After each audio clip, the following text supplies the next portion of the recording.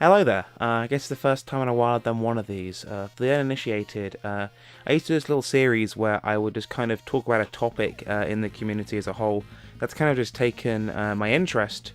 And I guess today that topic is emulation. So recently Nintendo kind of lawyered up and they shut down not one but two ROM sites that were hosting ROMs of various retro games, Love ROMs and Love Retro. Both of which were owned by one guy, I think, Jacob Matthias. Now, since then also, one of the biggest sites, Emu Paradise, has actually folded themselves. Instead of getting Super Nintendo, they decided they're going to kind of shut their own doors, take everything they're hosting offline, and just stop sharing it around. For the initiated, a ROM is basically kind of the file from an actual cartridge of a retro game, which is then used to play on an emulator, like a program on a computer or a device other than the original device, to play those games on said device. Emulation has been around for a while now, and I'll be honest, the actual kind of this whole legal topic had just kind of flown under my radar. I mean, I was aware it was happening. Nintendo's kind of infamously been a company to throw its weight around in this kind of field. Historically, we can look at things like with Blockbuster Video back in the day. But it didn't really kind of pique my attention until I saw this tweet, this series of tweets I should say, from Expand Shadow on Twitter, and it reads as follows. Game piracy is illegal. If you're actually mad about ROM sites getting shut down, maybe you should think about paying for your games next time. But game preservation. We don't live in the 90s anymore, and games, especially console games, being lost forever is not a problem. Yes, we need an easier way to play old games, but as long as we are getting new hardware every 7 years, of course it will be a pain in the ass. I love how we live in a world where you should pay for the games you play is suddenly a controversial and despicable opinion. Game piracy hurts developers.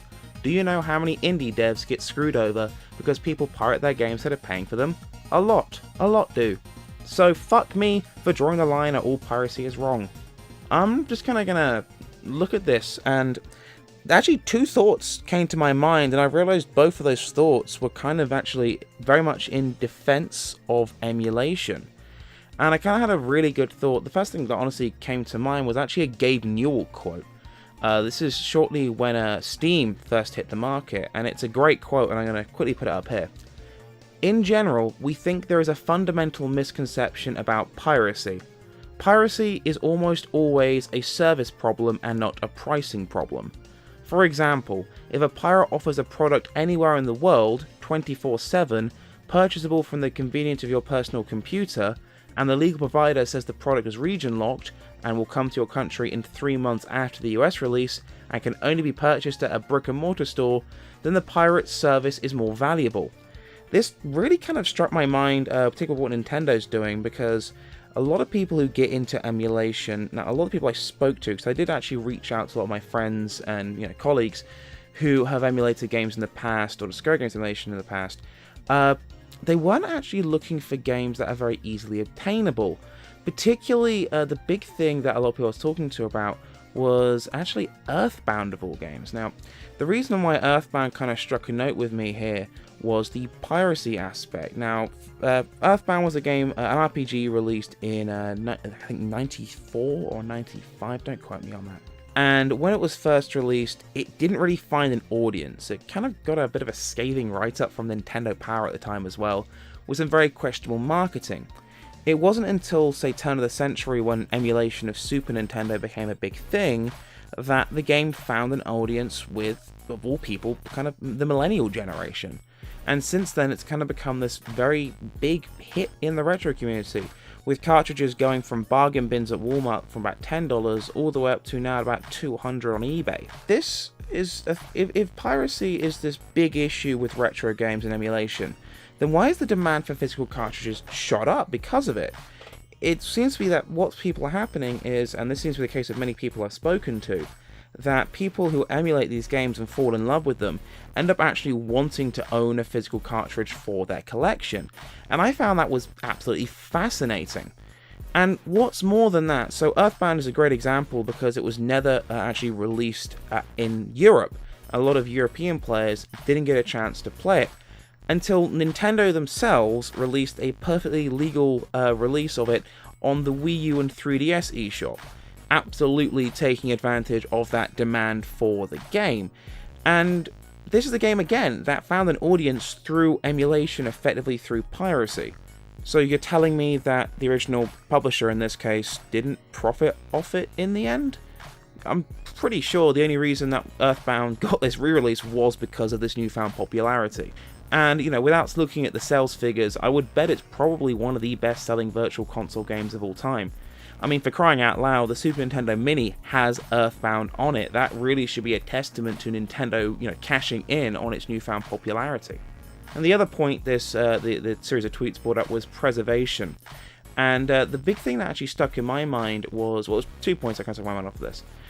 The first one was that, you know, cartridges are kind of finicky things. I have some that are kind of, you know, not in the greatest shape that I've picked up over the years. For example, right now you should be looking at some Super Mario Bros. Footage from my All-Stars cartridge.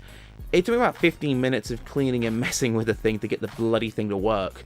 You know, cartridges, you get a bent pin in one of them, you get a scratch pin, the circuit board starts playing up. It's a gigantic pain in the neck to get the damn thing to read. I used to work at a retro game store, and the amount of, you know, abused cartridges that came over my desk were just horrendous. But the other thing that crossed my mind was, what about games with licensing issues? So one of my favorite beat-em-ups of all time is Power Rangers, the movie, the game, for the Sega Mega Drive or Genesis in the US. Now, it's not a long game, it's a pretty fun game, but the company that made it doesn't actually exist anymore, and to make matters more complicated, the distribution company for the film itself has changed. So when it comes to re-releasing games like this, legally, it's a complete minefield of who owns what rights, how do I get this, how do I get that license. End of the day, it's just not worth it. So what ends up happening is, going back to Gabe Newell's point about convenience, why should I go hunt down a cartridge for a game which is actually increasing in price as Power Rangers kind of becomes more and more popular again? Why would I not just go to a ROM site and grab it for free and actually get a chance to play this game? Plus, it's a game, again, the people who made it, they don't work for that company anymore. It's a game kind of where no one's really making money off it, so who's really being hurt here? And, you know, it kind of encourages fan bases to discover these games again through the most accessible method to them. Now, it's kind of also ties into my first point about Nintendo re-releasing Earthbound on the eShop. You can even see Sony and Capcom doing the same thing with The Misadventures of Tron Bonne, a very rare and cult PlayStation 1 game being released on the PlayStation 3 store. You know, these companies are absolutely seeing what's happening in emulation, and we're also seeing the retro market spike when a console has had its emulation kind of finalized and mastered, quote unquote. Right now, so a lot of people know I collect Dreamcast games, and the thought in that community is, once a solid, stable, 100% Dreamcast emulator hits, we're going to see a lot of these games spike in value. I mean, we saw it for Super Nintendo, we saw it for NES, we've seen it for N64, we've seen it on Sega consoles, we've seen it on Game Boy. Emulation kind of drives the retro aftermarket, which is directly benefiting mom and pop stores, retro sellers, conventions. So again, you know, this demand for cartridges is now here because of this. Who is this hurting? Like, that's legitimately my thought. And, you know, again, I appreciate, I'm hoping this comes out like kind of making sense and structured. I appreciate it's very kind of just my thoughts kind of thrown around in a blender. And I do appreciate you for sticking with me. Again, I don't do these very often. If you'd like to see me do more of them, just let me know. Put a comment down there. Tell me you agree with me. Tell me I'm a fucking idiot. I don't mind. I'm just kind of airing my thoughts out on this. And just, yeah, stick around. Hit the notification bell, why don't you? Subscribe. And thanks to RedBard for the Earthbound footage. It was very much appreciated. Alright, bye-bye.